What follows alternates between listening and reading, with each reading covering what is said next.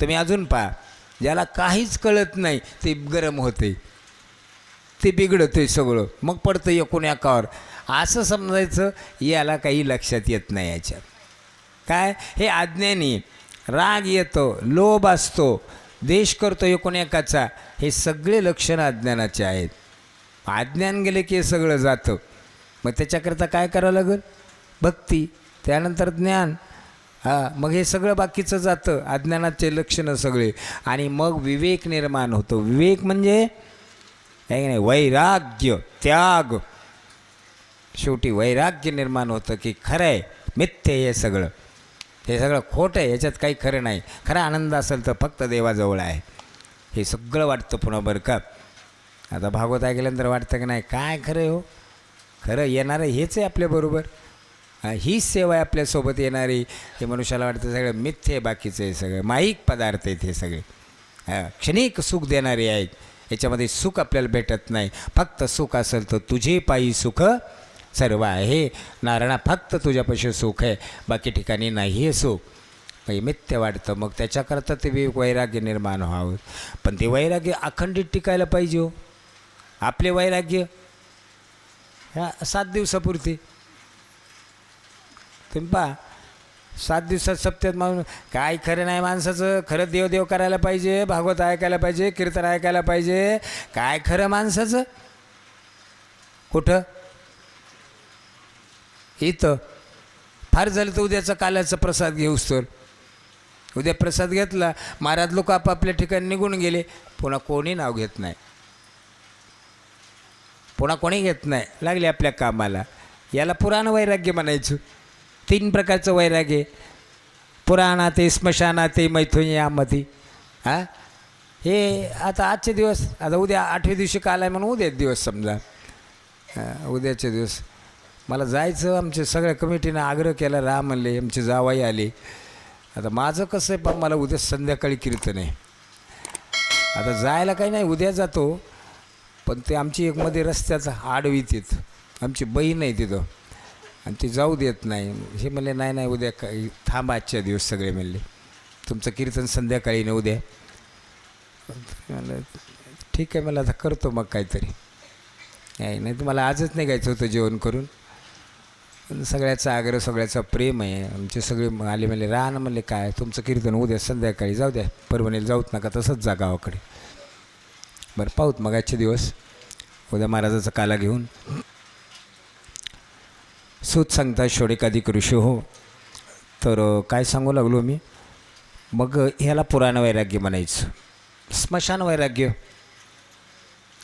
एखाद्याला वाटी लावायला गेलो तर अंत्ययात्रेला, तिथं गेल्यावर त्याला पेटवतात, बाजूला बसतं. काय खरं माणसाचं, किती चांगला होता, काहीच झालं नाही. गप्पा मारी, सकाळी चहा घेतला, बोलत होत, एकदमच कसं काय झालं, आणि इथं आणून सोडला फोन. काय खरं माणसाचं, हे काय खरं नाही. ही मशीन का बंद पडेल सांगता येत नाही. बस तिथंच एकदा घरी आलं आणि त्याच्या नावाने स्नान केलं, त्याचं नाव घेते कोणी का? घेते नाही ना, काही घेत नाहीत. घरातले 10-15 दिवस घेतील, बाकीचे इष्टमित्र स्नान केलं, लागले आपापल्या कामाला, पुन्हा कोणी घेत नाही नाव. याला म्हणायचं स्मशान वैराग्य.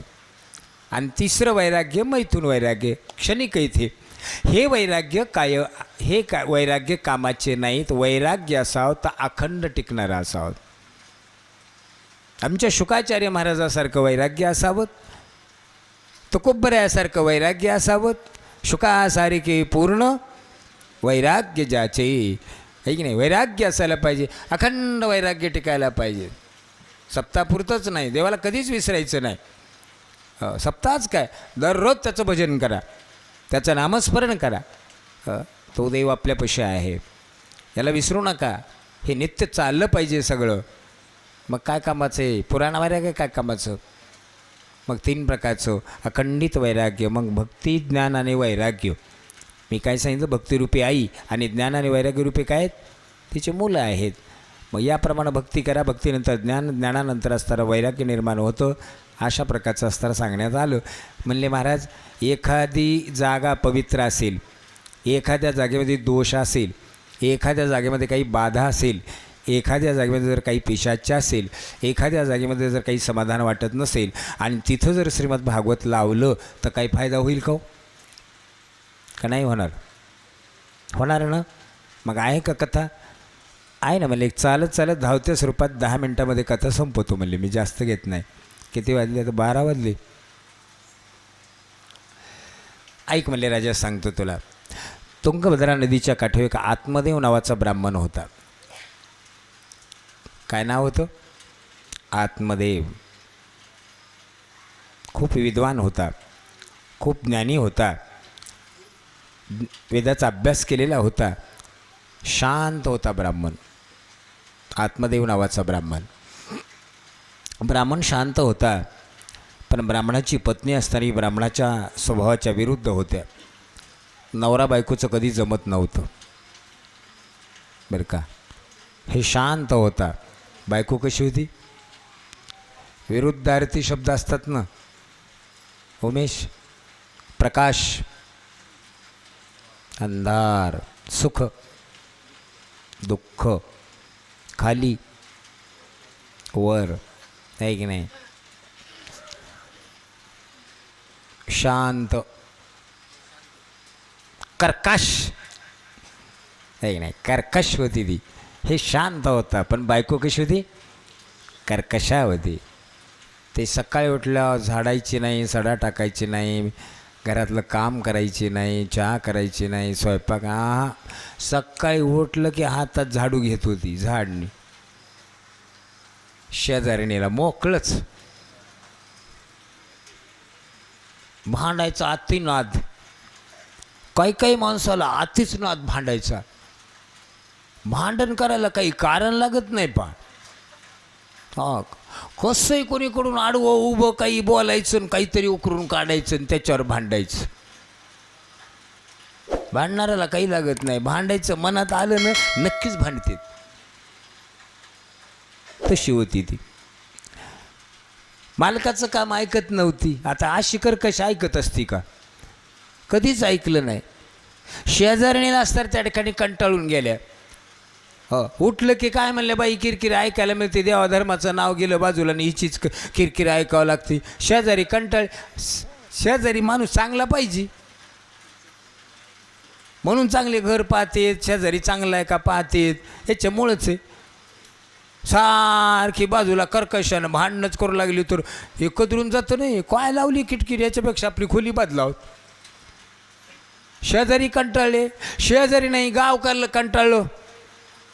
उठलं की भांडायची, उठलं की भांडायची. काय करावं म्हणलं. आणि नवऱ्याचं तर ऐकतच नव्हती ती. कोणी सांगायला तुमच्या मालकीने, आता माझंच ऐकत नाही तर तुमचं काय सांगू. अशा असतात बिचाऱ्या काही. मी सांगितलं बायको प्रारब्धाने भेटत असती. सगळ्याला वाटतं बायको चांगली भेटावं. असं वाटतं का आपल्याला कशी भेटली तर? नाही नाही नाही. प्रत्येकाला वाटतं चांगली असावं, तिचा स्वभाव चांगला असावा, आहे की नाही, तिचे गुण चांगले असावेत वाटतं. पण प्रारब्धाने भेटत असती. बायको मिळण्याकरता प्रारब्ध लागतं. पूर्वपुण्येषु भार्या, पूर्वपुण्येषु विद्या. पूर्वपुण्यानं काही काही गोष्टी भेटतात. चला बिचाऱ्याचं काय प्रारब्ध होतं कोणास ठाऊक. बायको अशी कर्कशा. एका शेजारणीकडे गेली, म्हणले टाक बरं हीच तू. नाही टाकावत, भांडत ती. टाक म्हणलं की टाकला. टाकलं की पदर जळाला खाली. तुला कोण म्हणलं पदर जाळ? कोण म्हणलं पदर जाळ? काय करावं आता ताईला?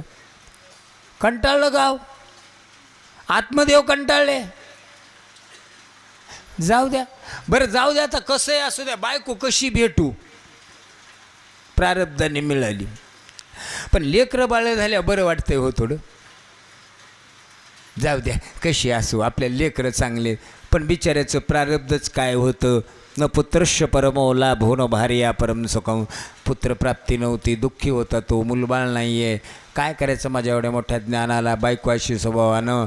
अत्यंत दुःख वाटलं. अरण्यामध्ये निघून गेला, एका झाडाखाली बसला, विचार करू लागला, काय उपयोग आहे माझ्या जीवनामध्ये. बायको अशी नशिबाला भेटली, मुलबाळ नाही, काय जीवनामध्ये काही खरं नाही. दुःखी झाला, असा झाडाखाली बसला. इतकंच एका महात्म्यानं खांद्या हात ठेवला, पाठीमागं वळून पाहिलं. का रे म्हणलं, कोण आहेस तू, इथं का बसलंस तू, हां काय विचार करायला कशाचा. तो म्हणलं काय सांगत महाराज, काय सांगू तुम्हाला, बायको मला चांगली भेटली नाही, भयंकर कर्कशा त्रास देते म्हणले, आणि काय करावं म्हणले. बरं जाऊ द्या, कशी असू आता, मुलबाळ नाही काही नाही म्हणून मी दुःखी आहे. महाराज मला मुलबाळ होईल का. महाराजांनी सांगितलं, मुलबाळ, अरे बाळा या जन्मात तर काही तुझ्या नशिबात दिसत नाही, पण 7 जन्म दिसत नाही. आता कसं वाटलं असेल हो, 7 जन्म, अत्यंत दुःख वाटलं. सांगितलं, महाराज मला मुलबाळ नाही होणार, तुम्ही सांगितलं ना माझ्या नशिबात नाही, तर मी पुण्य केलं का. ते म्हणले, माझं आयुष्य गेलं बाळा ह्याच्यामध्ये सगळं.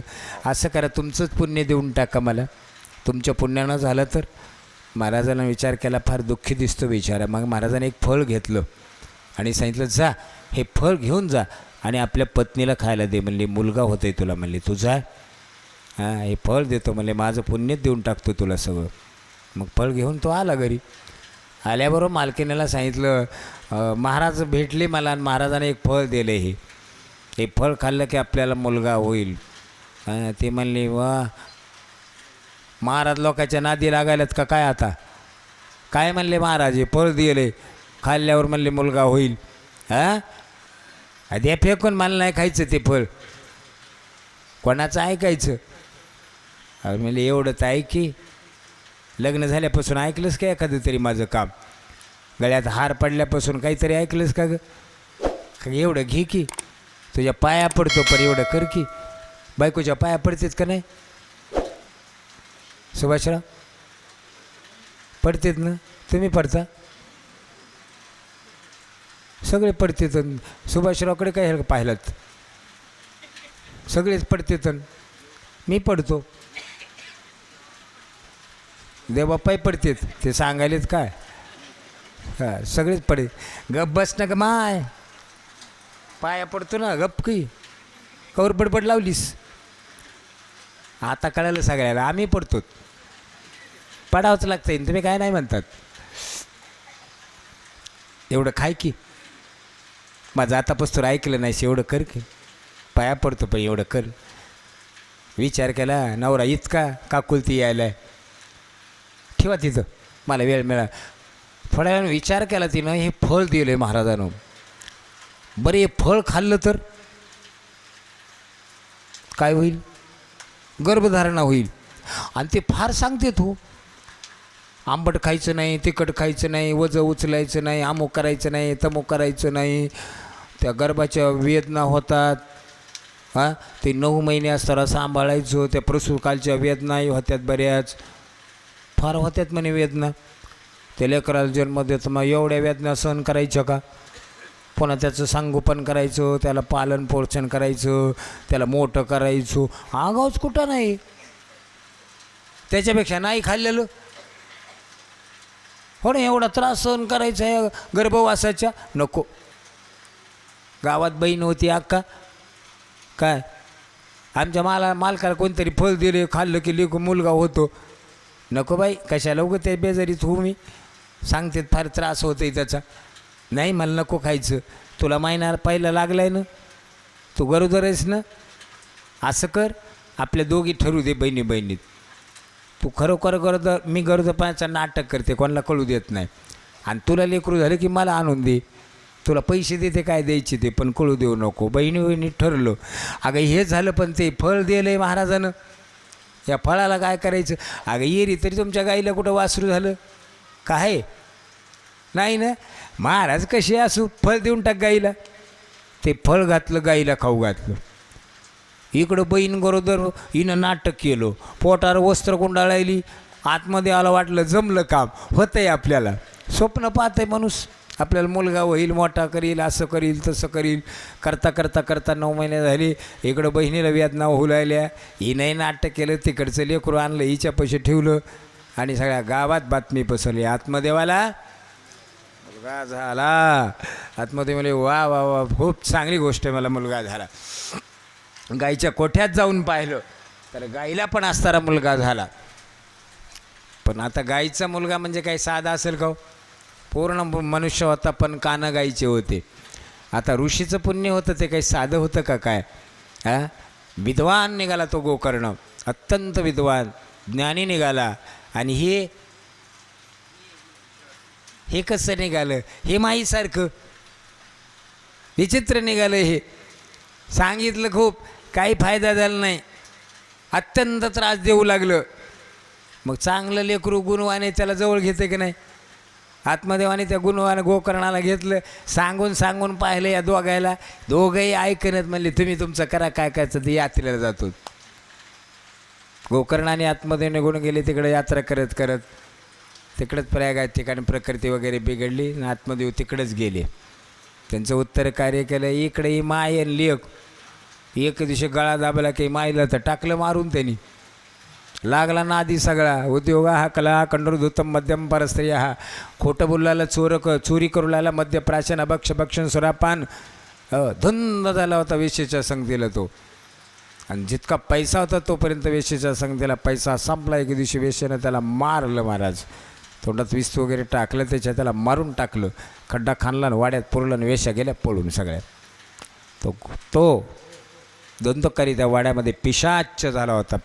कोणी जात नव्हतं त्या वाड्यामध्ये. बंद होता वाडा सगळा लावून टाकलेलं. गोकर्ण तीर्थ आता करीत आले. आणि आल्यानंतर गावात म्हणले हां गोकर्ण कसं काय यात्रा? म्हणले छान. वडील दिसत नाहीत. नाही त्यांची प्रकृती तिकडंच बिघडली, तिकडंच जात राहिले. त्यांचं सगळं केलं तिकडंच. आमच्या आईचं कसं, भावाचं.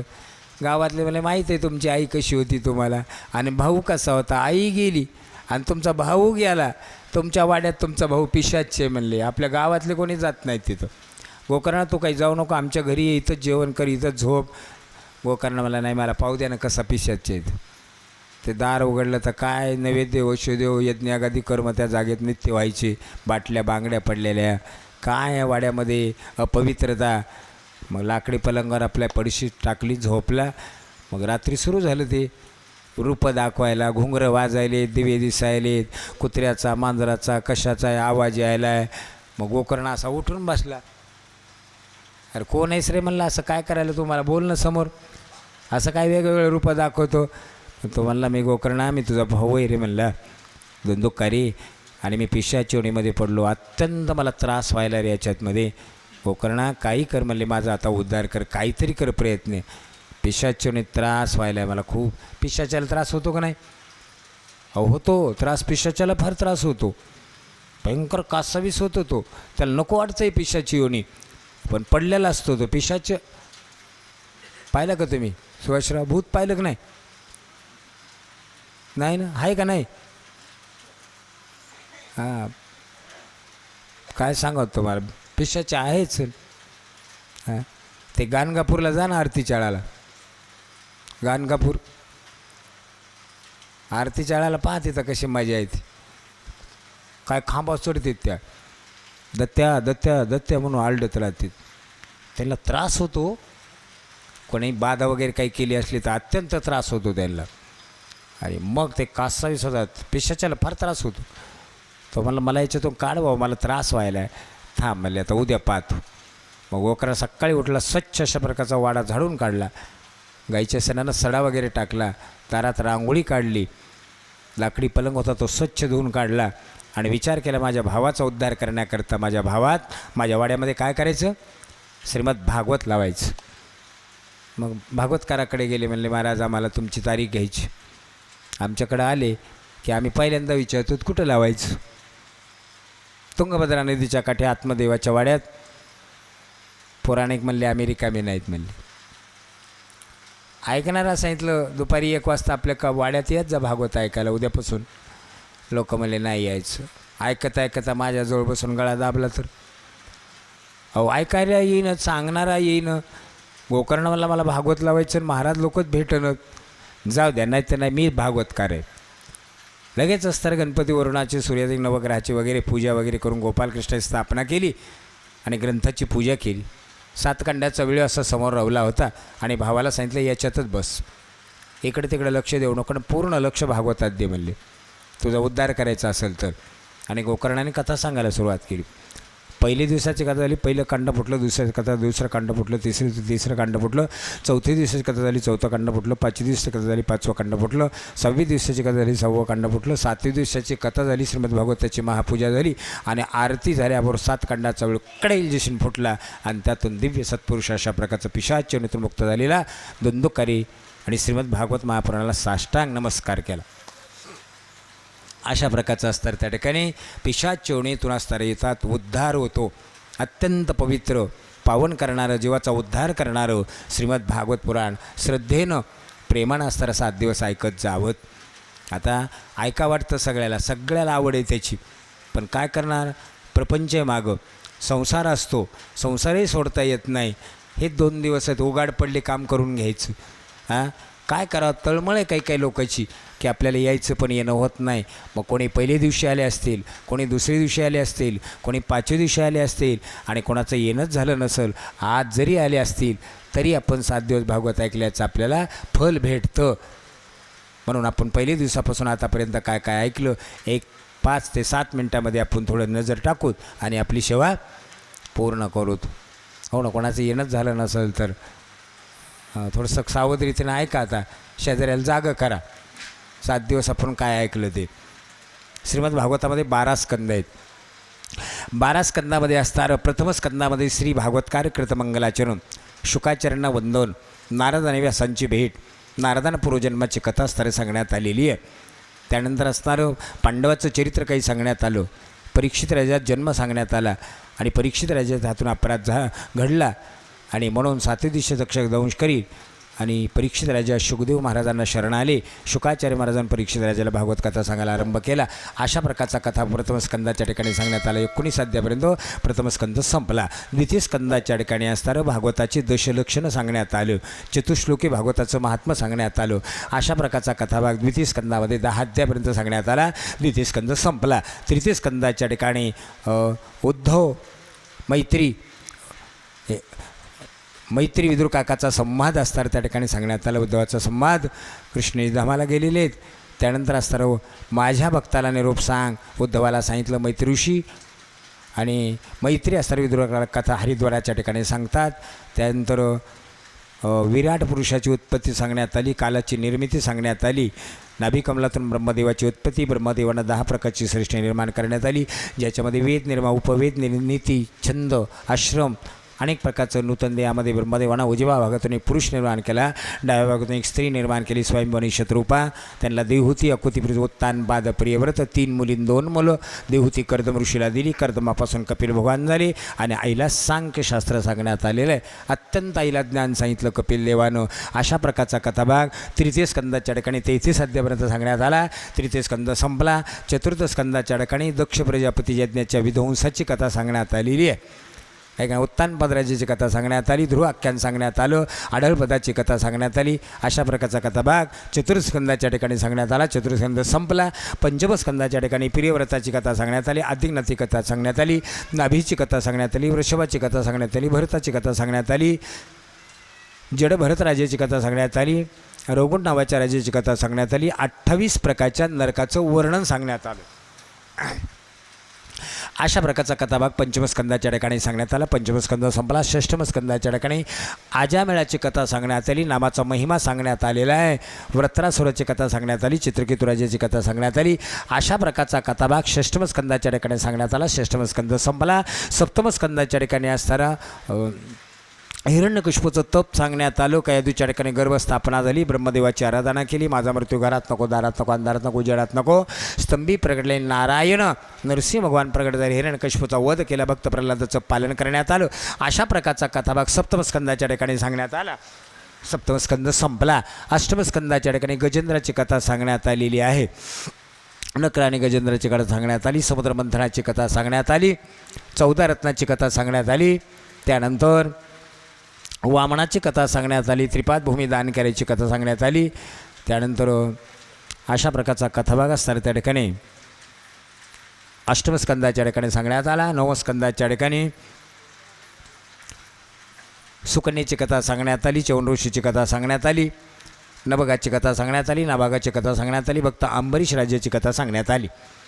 नाही की नाही, एकादशीचं महात्म्य सांगण्यात आलं. यानंतर रामचरित्र सांगण्यात आलं आणि वसुदेवापर्यंत मुख्य पुरुषांची वंशावळ सांगण्यात आली. अशा प्रकारचा कथाभाग नवमस्कंदाच्या ठिकाणी सांगण्यात आला. नवमस्कंद संपला. दशमस्कंद म्हणजे भागवताचा प्राण सांगितला आहे. अत्यंत महत्त्व दशमस्कंदाचे 90 अध्याय. दशमस्कंदाच्या पूर्वार्धामध्ये वसुदेव देवकीचं लग्न झालं. देवकीचे 6 पुत्र असताना कंसाला मारले. 7वा संकर्षण आणि 8वा श्रीकृष्ण प्रगट झाला. गोकुळामध्ये असताना नेऊन सोडलं. गोकुळाचा उत्सव सांगण्यात आलेला आहे. पुतणीची कथा सांगण्यात आली. नामकरण सांगण्यात आलं. मग तो भगवान वेगवेगळ्या प्रकारच्या लीला दाखवू लागले. खोड्या करू लागले. गाराणे येऊ लागले. अत्यंत अशा प्रकारचा असताना गोपिकेने आनंद दिला होता. खूप मोठ्या खोड्या केल्या आणि मग तिथून महाराज गोपिका कंटाळल्या. यशोदे कृष्णाला सांगावी गोकुळी राहावे की जावे. आणि मग मात्र परमात्मा गाई चारण्याकरता यमुनेच्या काठी वृंदावनाच्या ठिकाणी निघालेले आहेत. गाई चारल्या. आता कोणत्या गाई कशा गाई सगळ्या सांगितल्यात. आता काही सांगणार नाही. त्याच्यानंतर काला केला. तो काला अत्यंत दुर्लभ आहे. काला कसा केला ह्या काल्याची कथा सांगण्यात आलेली आणि तो काला गोपाळांना देण्यात आला. अशा प्रकारचा कथाभाग सांगण्यात आला. कालिया मर्दनाची कथा सांगण्यात आली. वस्त्रहरणाची कथा सांगण्यात आली. यज्ञपत्न्यावर कृपा केली कथाभाग सांगण्यात आलेला आहे. आणि यानंतर रासखेडीची काही कथा सांगण्यात आलेली आहे. आणि नाना प्रकारचा प्रयत्न करून कोणसाला यश आलं नाही. आणि मग अक्रूजीला पाठवलं. कृष्ण बलराम दादाला अक्रूजी असताना गोकुळात मथुरेमध्ये आले आणि दशमस्कंदाच्या पूर्वार्धामध्ये 44 अध्यायाच्या ठिकाणी कंसाचा वध केला. आईवडिलाला बंदिशातून मुक्त केलं. उग्रसेन नावाच्या राजाला राज्य दिलं आणि सांदीपान ऋषीच्या आश्रमामध्ये वेदाध्ययन करण्याकरता आले. गुरुचे आणि शिष्याचे लक्षणं सांगण्यात आलेले. विद्याभ्यास संपादन केला. गुरुदक्षिणा दिली आणि मथुरेमध्ये आल्यानंतर सगळ्या भक्ताच्या घरी भेटी दिल्या. उद्धव गोकुळाला गेले. उद्धवजीनं गोकुळाला बोध करण्यात आलं. जरासंधाची कथा सांगण्यात आली. त्यानंतर मुचकुंद आख्यान सांगण्यात आलं. द्वारकेची निर्मिती सांगण्यात आली.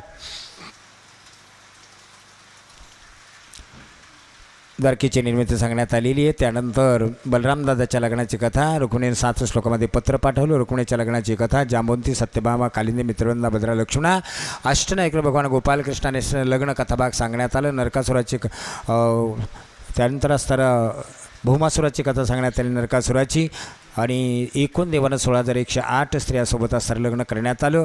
नारदाला ग्रस्ताश्रमाची कथा सांगण्यात आलेली आहे. आहे की नाही. 60 मुलं आणि 1 कन्या नारदाचा कथाभाग सांगण्यात आलेला आहे. यानंतर सुदामा ब्राह्मणाची कथा सांगण्यात आलेली आहे. दशमस्कंदाच्या उत्तरार्धात सुभद्रा अर्जुनाला देण्याचं आलं कथाभाग सांगण्यात आलेले. तुलसीपत्रानं असताना रुक्मिणी मातेनं देवाला परत घेण्यात आलं कथाभाग सांगण्यात आलं. ब्राह्मणाचा मुलगा एकुलता एक गता प्राण झाला.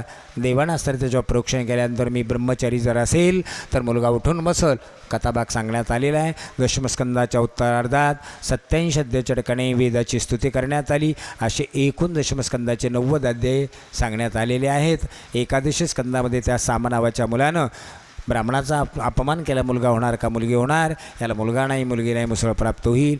आणि त्या मुसळापासून यादवांचा संहार झालेला आहे. आणि भगवान श्रीकृष्ण परमात्मानं भालू तीर्थाच्या ठिकाणी पिंपळाच्या झाडाखाली आपला अवतार कार्य कृष्ण निजधामाला बलरामदादानं अवतार संपवला.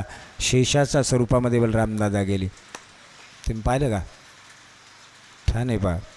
मी जाऊन आलो तिथं. शेष महाराजांना अवतार संपवला आणि देवानं ते फार छान पिंपळात झाड बांध सोडलेला बालूतीर्थाच्या ठिकाणी अवतार कार्य संपलं. तोच परमात्मा पंढरीच्या ठिकाणी आले विठ्ठल या स्वरूपामध्ये. देवानं असतानाच उद्धवाला सांगितलं होतं की आजपासून 5व्या दिवशी द्वारका पाण्यात बुडून जाईल. उद्धवाला काही ज्ञान सांगितलं. माझा आवडता भक्त माझ्या विदुराला एवढं ज्ञान सांग आणि उर्वरित राहिले यादव हस्तिनापुराच्या ठिकाणी घेऊन जा. अशा प्रकारचा कथाभाग सांगण्यात आला. त्यानंतर कलियुगाचं वर्णन काही सांगण्यात आलेलं आहे. आणि त्यानंतर परीक्षित राजानं श्रीमद भागवताला नमस्कार केला गुरु महाराजांना आणि महाराज आसन सोडून गेले. तक्षकानं दंश केला. जन्मेजनावाच्या राजानं सर्पसत्र केलं. आस्तिक ऋषींनी तो यज्ञ थांबवलेला आहे. अशा प्रकारचा कथाभाग 12 स्कंदाच्या ठिकाणी 12व्या अध्यायापर्यंत सांगण्यात आला. 12व्या अध्यायाच्या ठिकाणी श्रीमद भागवताची अवतरणिका सांगण्यात आली. असे गेले 12 स्कंद अत्यंत या पवित्र भूमीवर आरवी हे क्षेत्र आहे. पुण्यभूमी आहे. आणि महान अशा प्रकारचे महात्मे श्री संत सावता महाराज यांच्या सानिध्यामध्ये गेले 7 दिवसापासून अत्यंत ज्ञानगंगेचा ओघ वाहू लागला. श्रीमद भागवत महापुराण अत्यंत आवडीनं सर्वांना श्रवण केलं. खूप मोठे तुम्ही पुण्यवान आहेत. तुम्ही खूप मोठे भाग्यवान आहेत. आणि माझं भाग्य की तुमच्यासारख्या महात्म्याचं मला दर्शन झालं हे माझं भाग्य आहे. अशा प्रकारचे 12 स्कंदाचं असताना आपण या ठिकाणी चिंतन केलेलं आहे. यथामती यथांश वेळ मिळेल त्याप्रमाणे देवाच्या कृपेनं जे आहे की नाही, देवाच्या कृपेनं काय कथा सांगण्याचा योग दिलेला आहे आणि त्या पद्धती सांगण्यात आलेला आहे. असो, एकदा आशीर्वाद देतो आणि आपली सेवा पूर्ण करून टाकतो आहे की नाही. बोलण्याच्या ओघात जर काही बोलून गेलो असेल, बैठक भरपूर असती, 4-5 तास बसावं लागतं, कंटाळा येतो, थकवा येतो. नाही, खरंच कमाल आहे, इतकं बसायचं म्हणजे अवघड आहे पहा. मग त्याच्यामुळे एखादा विनोदात शब्द बोलून जातो, एखाद्या गमतीमध्ये बोलतो. तर आमच्या माता भगिनीनं जर माझ्या तोंडातून काही शब्द गेला असेल, एखादा थोडंफार गमतीनं बोलतो. गमतीनं बोलण्याचा काही उद्देश नसतो, थोडा आळस जावं, झोप जावं, थकवा जावं, थोडं फ्रेश व्हात माणूस. म्हणून असताना थोडंसं विनोदामध्ये जर मी काही बोलून गेलो असेल आमच्या माता भगिनींना, तर मला क्षमा करा. आमची पुरुष मंडळी आहेत, माझ्यापेक्षा वयानं मोठी आहेत, ज्ञानी मंडळी माझ्यासमोर बसलेली आहे, वयोवृद्ध आहेत, तपोवृद्ध आहेत. बोलण्याच्या ओघात जर माझ्या हातातून काही, माझ्या मुखातून जर एखादा शब्द गेला असेल, सुभाषराव थोडी क्षमा करा. तुमच्या गावामध्ये जो काही कार्यक्रम चालतो, भागवत कथा ही अत्यंत सुंदर चालती, म्हणून त्यांनी खूप मोठी 7 दिवस मेहनत घेतली. 7 दिवस इथं बसून आणि पूर्ण कार्यक्रम असताना आपला घेतला त्यांनी, खूप मोठी मेहनत घेतली. हा कार्यक्रम, भागवत कथा, तुमचं गाव, हा समाज सर्व असताना आपल्याला पाहायला भेटेल. आपल्याला भागवत ऐका वाटलं तर आपल्याला कधीही भागवत ऐकायला भेटतं. याच्यावर भेटणार आहे ना, हां, भक्ती TV आळंदी, भक्ती TV आळंदी या चॅनलवर आपला कार्यक्रम दिसेल. या कार्यक्रमाला कमीत कमी 8 दिवस तरी लागतील. का? कारण त्यांनी इथून घेतला, आता तिथे गेल्यानंतर ते त्यांच्या व्यवस्थिशीर त्याच्यावर हे करतील. 5-7 दिवस मला लागतील म्हणले जाळ, आणि 8 दिवसानंतर मग मात्र आपल्याला सगळ्याला मोबाईलवर पाहायला मिळेल. यूट्यूबवर आपल्याला सगळा आपला कार्यक्रम ऐकायला मिळेल. आपण कसे बसलो होतो, आपण कसं पाणी पिऊ लागलो बाटलीनं, दिसतंय त्याच्यात सगळं बरं का. मग आपल्याला दिसतंय आपण कसे वागू लागलो. आणि तुमचं सगळं घेतलं आहे त्यांनी, अरे का. माझं तर घेतलंच एक शब्द, पण तुमचंही सगळं गावातलंच घेतलं. असं छान आहे. आपल्याला आले याबद्दल त्यांचं धन्यवाद, सगळ्या गावकऱ्यातर्फे, माझ्यातर्फे, आहे की नाही. खूप तुम्ही मेहनत घेतली. असे 1 मिनिट इकडचे तिकडे थांबले नाहीत. ते पाणी पण प्यायला मध्यंतरमध्ये गेले नाहीत. समोर येऊ नका कोणी, खरं त्यांना कार्यक्रम छान घ्यायचा आहे. याबद्दल सर्व असणाऱ्या गावकरी मंडळींच्या वतीनं माझ्या सर्वांच्या, तुमचं खूप मोठा असणारा, खूप तुमचा विकास हो, तुम्हाला खूप मोठा आशीर्वाद आहे बरं. हां, तर असो, याप्रमाणे असणारं केलेली 7 दिवसाची सेवा, सर्वांचं कल्याण हो, सर्वांना समृद्धी लाभो. नारद कथा साधु श्रवणी, परीक्षिते लवला सुख चरणी, विरागे तनु त्याग करुणी, कथे अवतार कथा भरणी, विदुरमय प्रिय संग घडला, विदुरमय प्रिय संग घडला, वेदे आदिकाची निपजले, सृष्टी सुखाची वृष्टी कपिल देवभूती तारा, पुरातन सुख कर अवतारा, आरती निगम सारा, भागवत संज्ञे भवतारा, आरती ब्रह्मसुत वंश दक्ष यागे, अला ध्रुवत बे